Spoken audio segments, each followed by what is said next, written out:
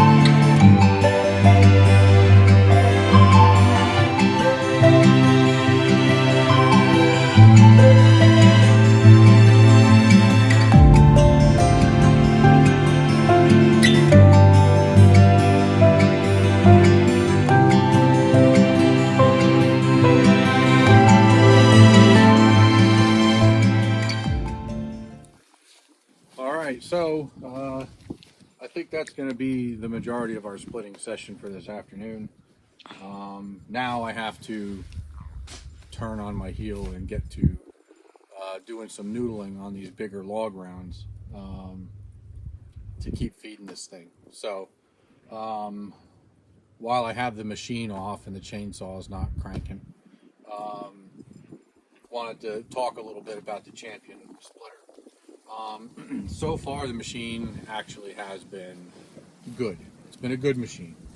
I don't have a tremendous amount of hours on it, but I've beat on it, and as you can see, the little tables on it are a little bit mangled due to design flaws, really. But there's a couple times I may have tested them a little.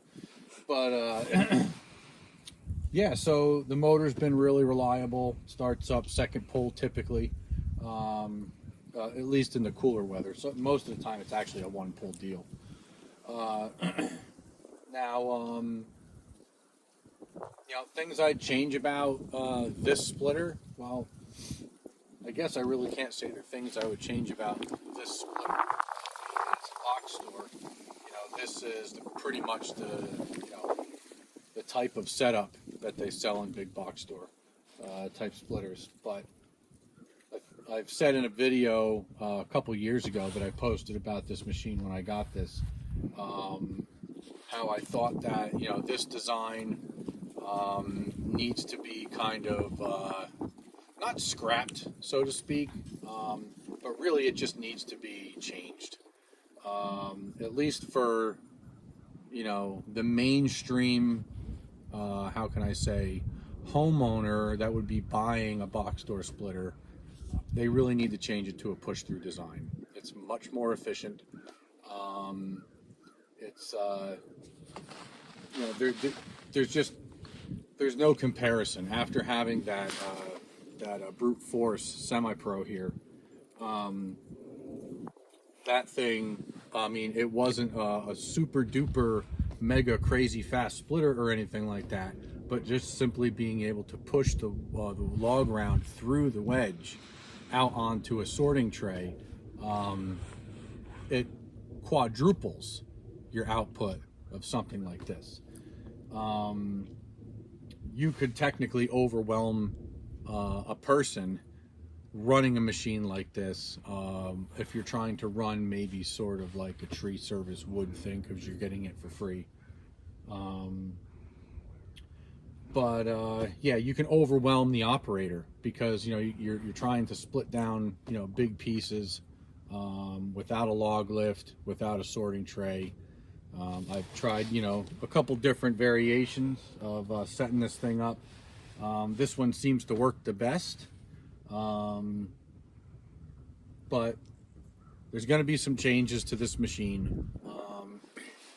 I'm definitely going to be doing some upgrades, or you might call modifications, coming in the relatively near future. I think the goal right now is I need to process enough wood to get myself comfortable with the ash and stuff that I have laying around, which I have a tremendous amount of ash, thankfully. But I just need to process just enough wood for me to have a supply to get me through this winter.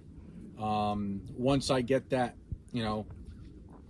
magic number, whatever that turns out to be in my head, I'm gonna be doing some stuff to this thing, and I'm excited to do it. I'm gonna have it all documented on film, and maybe, just maybe, anybody who's handy out there and has the tools that I will have for this video might be able to do this themselves if they feel as though that they want to. And this isn't Champion specific. This is big box store homeowner splitter, just to make it more efficient. So, but yeah, so I'm gonna get the camera turned around and I'm going to start the chainsaw up. I'm gonna get to noodling these rounds down, and I'll let you guys hang out with me, jam out to some tunes or something while I'm doing that, and I'll see you guys on the next video. You guys have yourselves a good evening. If you like the Mount Tammany Ridge channel and you like what I have here on the channel, don't hesitate to hit that thumbs up, comment down below, maybe even hit that subscribe button if you feel you want to. Have yourselves a good evening.